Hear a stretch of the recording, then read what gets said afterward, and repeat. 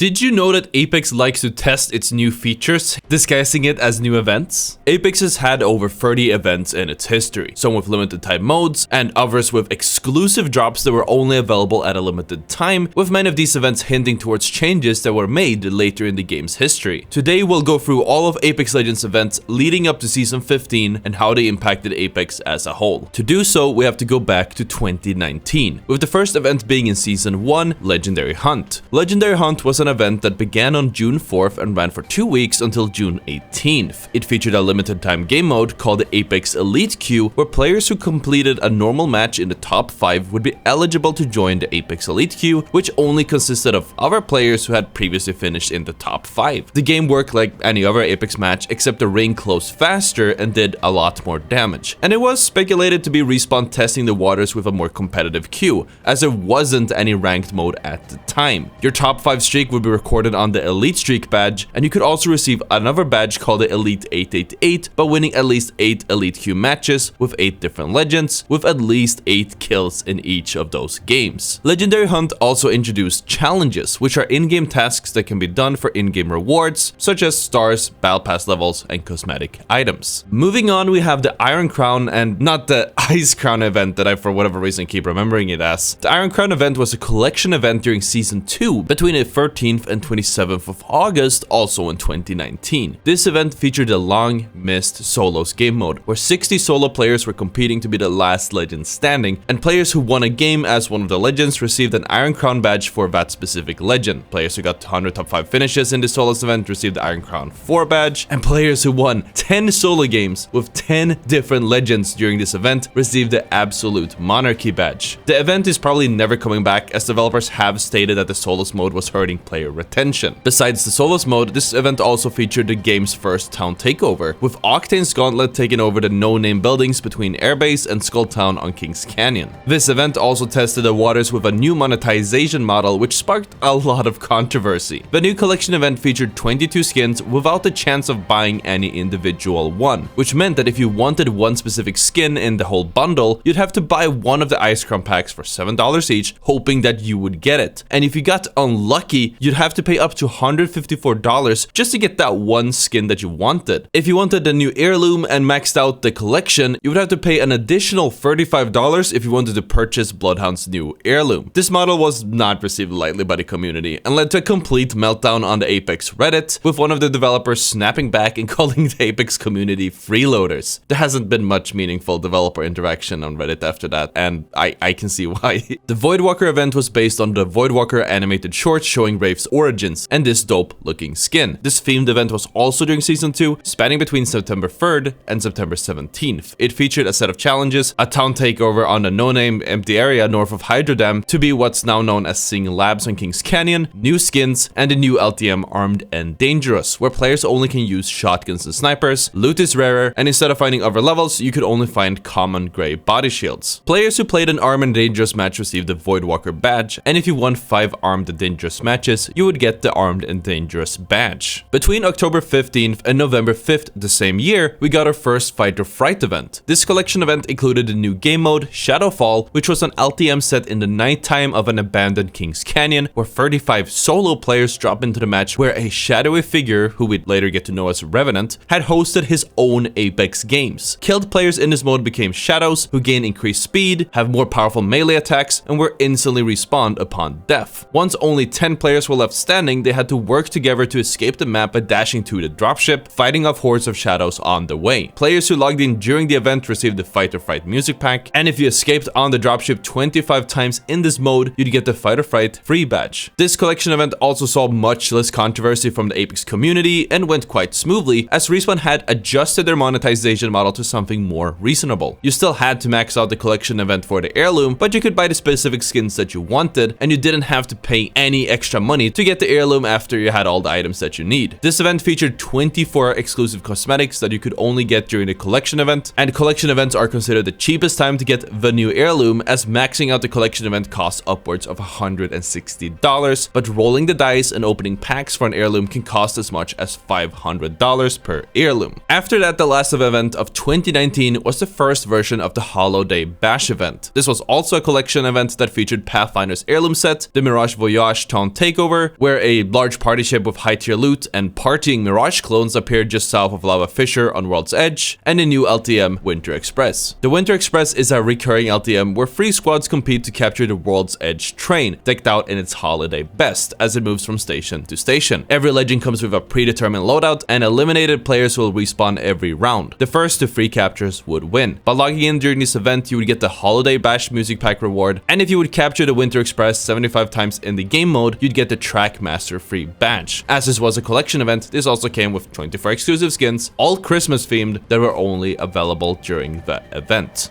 2020 started out with a bang, with the Grand Soiree event from January 14th to January 28th. This 2-week themed event featured some new skins, badges, but most importantly, it featured 7 different LTMs throughout the span of the event. Unlike in other events, the game modes in this event rotated every 2 days. There was Gold Rush Duos, where every squad contained only 2 players, and all the weapons available were fully kitted or care package weapons, hinting towards respawn testing the Duos game mode that we have today. There was Live Die Live, where dead squad mates automatically would respawn when the ring closed and begins with a new round. Third person mode, which is kind of self-explanatory, everyone played in third person. The ability to peek at your character as they were running was a subtle hint towards a cheeked up Loba being released 10 days later. Always Be Closing, where the ring never stops moving, save for a brief period near the end of the game, and deals massive amounts of damage. This was presumably respawn testing some new ring changes, as there were talks about the ring being changed to always close instead of closing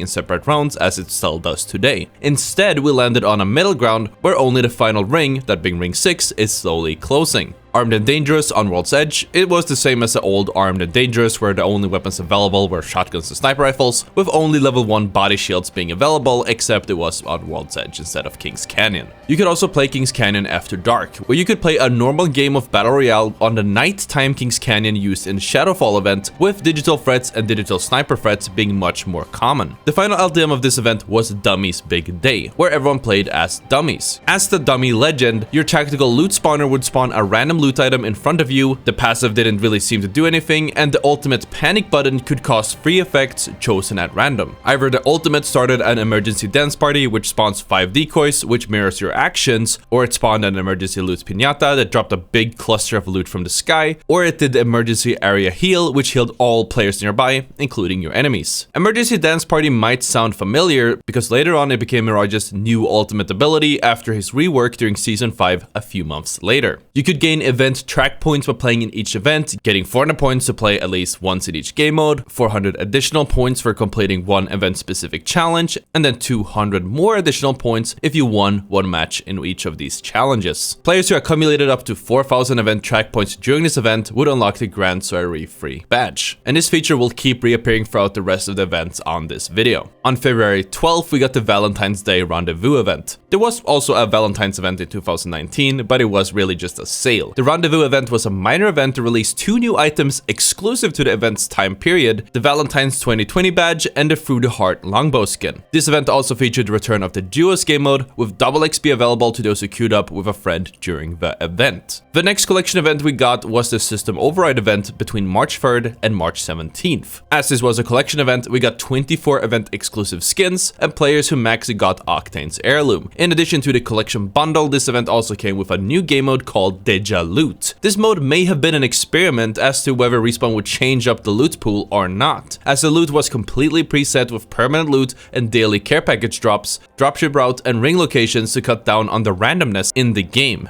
Respawn also tested the waters with lowering the time to kill and turning the game into what was dubbed Warzone Legends by testing the Evo Shield, but in this version only starting with 25 armor instead of 50, but still going up to 125 armor on red. Players who powered through this horrible, slow, campy, fast time to kill meta were rewarded with the System Override badge, which scaled all the way up to level 3. This was also the first event where the game had moved on from only being able to unlock one heirloom at a time to instead getting heirloom shards to unlock the heirloom that you want. Moving on, we have the Old Ways event between April 7th and April 21st. This event was based on the animated shorts The Old Ways, providing more context to Bloodhound's past. This event featured some new skins and the new town takeover Bloodhound's Trials on World's Edge. This POI replaced Sniper's Ridge and provided a set of challenges where you had to fight off 3 rounds of prowlers, giving you increasingly good loot the more rounds that you defeat. Bloodhound players also have access to an exclusive charge rifle inside of the trials as a homage to the animated short. Players who logged in during the event received the Old Ways music pack and would get the Old Ways badge by gaining minimal stat points. It seemed like Respawn wanted to test out armor changes and mitigating randomness some more, as between April 28th and May 12th we got the Battle Armor event. This LTM escalated, meaning that it levels up and changes every few days. This was a normal Battle Royale playlist where all legends were pre-equipped with a P2020 that came with a 1x holo, 20 light rounds, and 2 syringes. They also came equipped with a body shield that changes depending on the level of the mode. During level 1, legends received a common body shield. On level 2, they received a rare body shield. Level 3, they received the epic body shield, and finally for level 4 every legend spawned with an Evo shield. On top of this, body shields could not be found as ground loot. This experiment probably played a huge part in deciding whether we'd get Evo shields as a permanent change and whether players would spawn with weapons or other loot pre-equipped. Unlike most events in this video, this did not come with rewards other than the opportunity to be a guinea pig. Next up we have the Lost Treasures collection event, which took place between June 23rd and July 7th. As this was a collection event, it came with 24 event exclusive skins, and if you unlocked all of them, you'd get Mirage's heirloom. This event also featured a new town takeover, that being Crypto's map room on Kings Canyon, replacing landing pads buildings south of the repulsor. What's special about this town takeover is that you can use the satellite in the middle of the map room to scan the map and get information on the new zone and where everyone in the lobby are positioned at the time of the scan, as well as the amount of surrounding teams on the screens inside of the building, much like Crypto's passive. Along with all of this new content, the event also came with the return of Armed and Dangerous, now called Armed and Dangerous Evolved. The modified version of the LTM used the same basic premise with 2 notable differences: the removal of respawn beacons from the map and the removal of all body shield tiers. In this mode, there was only the Evo shield and the new item Mobile Respawn Beacon. The mobile respawn beacons were initially only available in the LTM, but were eventually made available in all the other game modes, much like today. This collection event, like most others, came with challenges, and completing these challenges would reward you with the exclusive badges Lost Treasures Scout, Lost Treasures Explorer, Lost Treasures Expeditioner, and the Lost Treasures Master. Between August 11th and August 18th, we received another Respawn experimental event, that being the Always Be Closing Evolved. Much like the first iteration of this LTM, the ring never stops moving until the final round and always deals ridiculously high final ring damage, but this time you spawn with an Evo shield, a Mozambique, and shotgun shells, along with the introduction of the Rampart teaser, the Graffiti mod, which was a hop-up for the Spitfire that increased magazine size by 15% and decreased reload time by 25% while turning your bullets into paintballs. These could be used to create some stunning art. Absolutely beautiful. Another short but packed event was the September soiree from September 8th to October 6th. This event featured the return of many of the skins featured in the previous Grand Soiree event during the September soiree sale, as well as the return of the game modes Kings Canyon After Dark, Armed and Dangerous, Dummy's Big Day, and Live Die Live that ran for about a week each. In the beginning of the event, Dummy's Big Day had a bug that caused server crashes if a player went AFK on character select, so it was deactivated and replaced by Kings Canyon After Dark, but returned on September 22nd. Next up, between October 6th and 20th, we had the Aftermarket collection event. This was a pretty big event featuring 24 exclusive skins, including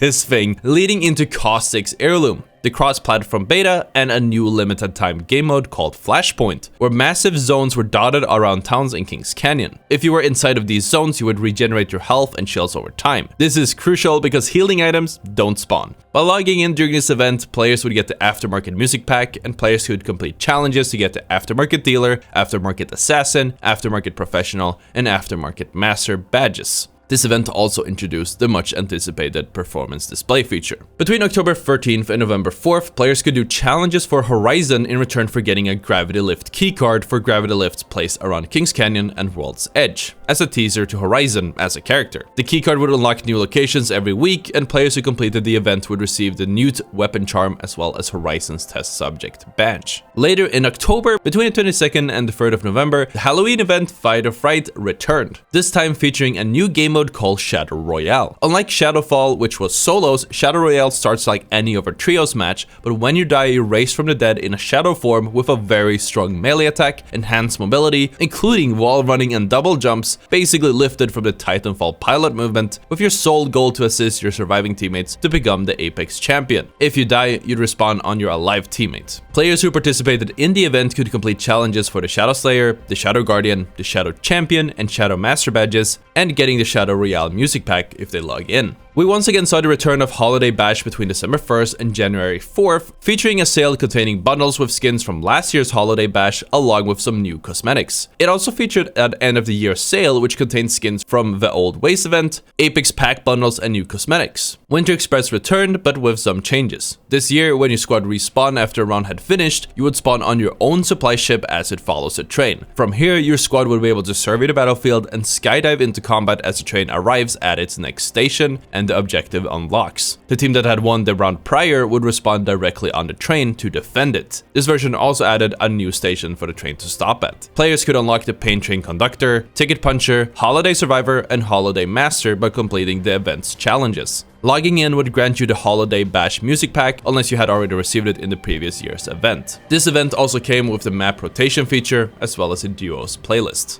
2021 started out strong with the Fight Night Collection event between the 5th of January and the 19th, based on a Fight Night animated short. This collection event featured 24 event exclusive skins, and when maxed out would give you the Gibraltar heirloom. In addition to the collection event, it also featured the Fight Night Town Takeover on Olympus, a special area where you can fight by only using melee and avoid actually ever committing to a single fight by constantly running in and out of the ring. In addition to that, this event featured a takeover, which unlike an LTM, meant that the normal playlist was affected. This limited time takeover played like a normal battle royale game, except with significantly more supply drops that dropped in clusters. Each care package contained gear and weapons of a tier depending on the round. Round 1 care packages contained level 1 gear and fully kitted weapons. Round 2 care packages contained level 3 gear and fully kitted weapons. Round 3 care packages contained level 4 gear and fully kitted weapons. And round 4 care packages contained level 5 Evo shields and supply drop weapons, which at the time would be the Kraber, the Peacekeeper, or the Prowler. This event also introduced loot marvins, which would give you different loot depending on when you interact with them. Playing challenges would get you the Airdrop Damager, Airdrop Downer, Airdrop Ace, and Airdrop Master badges. The first Apex anniversary event was actually for its second anniversary, and yes, I triple checked there was no anniversary event for the first anniversary. Moving on, the anniversary event was another collection event and lasted from the 9th of February to the 2nd of March. This collection event did not feature any heirloom, but did have 24 exclusive cosmetics in a red and gold theme, including this beautiful Catgirl Wraith skin. This event also featured the Locked and Loaded Takeover, which was the second takeover event, completely changing the playlist. The Locked and Loaded Takeover made every player start with a Mozambique shotgun, a grey shotgun bolt, a 1x HCOG classic, and fully grey equipment. All the loot on the floor was rare and above. This was another experiment by Respawn and would lead to us spawning with 2 cells and 2 syringes, as well as every grey item except a backpack. Doing challenges would give you the Nessie's Big Day, the Mozam Beast, and the Small Finder Here badges, and players who logged in during this event would receive the legendary Anniversary badge. This badge has 3 levels, and players who played in the first year of the game's release got level 1, players who played in the first month got level 2, and players who played in the first week got level 3. Seeing as there wasn't an actual heirloom in this event, completing the Anniversary Collection event meant that instead of getting an heirloom, you'd get 150 mythic shards to craft whatever heirloom that you wanted instead. Moving on, we have Chaos Fury, which was a collection event between March 9th and March 23rd. This was a pretty large event as far as features go, other than the exclusive skins leading to Bangalore's heirloom, as with this event came the release of Apex on Nintendo Switch. Players who downloaded the game and played on Switch between March 9th and May 4th would receive the now very rare Path Legendary Pathfinder skin. We also received the No Full Matchmaking feature and the Caustic Treatment Town Takeover on Kings Canyon, which would replace Water Treatment, which is the first town takeover to completely rework an actual point of interest. But the content didn't stop there, as we also received the exclusive limited time game mode Ring Fury, which again was a takeover of the normal Apex playlist. The game worked like any normal Apex Battle Royale, but with an increasing amount of ring flares spawning around the active play space in addition to the primary ring, which behaves like usual. If you get caught in the flare, you take damage equal to the damage dealt by the current round's ring. This event also came with the new survival item Heat Shield, so players could test it out and help protect against the ring flares. The ring flares evolved throughout the event with 3 days per level. On level 1, there were multiple small ring flares across the map. On level 2, there was 1 large ring flare in the center of the ring, in addition to the smaller ring flares throughout the map. On level 3, we had multiple large ring flares in the ring and smaller ring flares. On level 4, we instead had a lot of large ring flares on the map. And finally, for level 5, which was only for 1 day, they went all out with at least 20 large ring flares on the map at a time. You could complete challenges to receive receive the Chaos Fury Gambler, Chaos Fury Frontline, Chaos Fury Vengeance, and the Chaos Fury Master badges. And finally, we're going to be covering an event I've talked about so much before. I think it is just so interesting. This absolute flop of an event was the War Games event. This was a themed event between April 13th and April 27th, featuring what was supposed to be 7 events. But starting off, 2 of the advertised LTMs ended up being scrapped before the event even begun, with Respawn running into further issues with 2 other events that they ended up running. The events would rotate every 2 days, starting with Second Chance, where every player is granted 1 free respawn per match. Once killed, the respawn token would be consumed, and they would respawn high in the air above where they died to skydive back into the action. But this mode had a bug, where after the player got respawned for the first time, the kills and time survived earned beyond that point would not be counted towards their stats and their battle pass and the price tracker,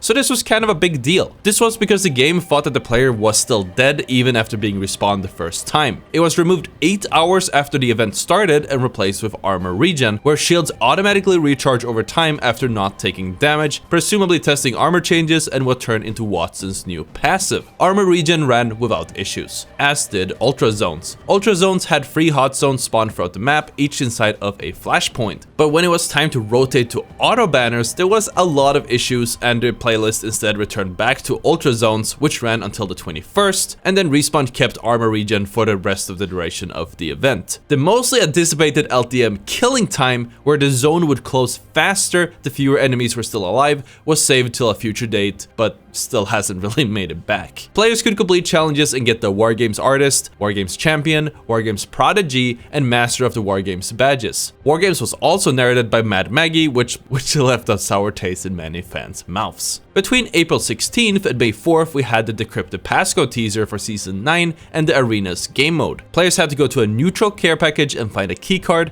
then activate the keycard in the main menu. After that, they had to go throughout the map and scan 3 holo sprays per map, then interact with the platform in the center of the firing range. This would spawn a dropship that takes the player out of the arena and brings the player to a secret location. Players who completed the challenge received the Impress Me badge, which tracks your arena's win streak when that was later released. So let's move on with another collection event. The Genesis collection event spanned between June 29th and July 13th with, you guessed it, 24 exclusive skins leading to Revenant's heirloom set. Along with the classic collection event shenanigan, we had the Legacy Maps event, which was a takeover of the normal Apex mode, where the maps in rotation, that being Olympus and World's Edge, were replaced with the original incarnations of King's Canyon and World's Edge instead. On top of that, Skull Town was added as an arenas map for the duration of the event. The smaller version of Skull Town would see more returns later in the game's timeline. Players who completed challenges could get the Genesis Behemoth, Genesis Juggernaut, Genesis Active Participant, and Genesis Master badges. I just want to say the amount of research going into every event has been insanely time consuming, so if you guys have enjoyed the video so far, please make sure to hit the like and maybe subscribe to the channel. But thankfully, the rest of the events for 2021 were pretty much themed skin releases, so we'll go over them pretty fast. Between July 13th and 27th, we had the Thrill Seekers event, which was a themed event introducing the new Arenas map Overflow, arena-specific challenges leading into the Thrill Seekers Athlete, Thrill Seekers Pugilist, and the Thrill Seekers Damage Seeker badges. This also came with a few interesting looking skins, including the best Mirage skin. This was just a smaller event to introduce a few new skins and a new map.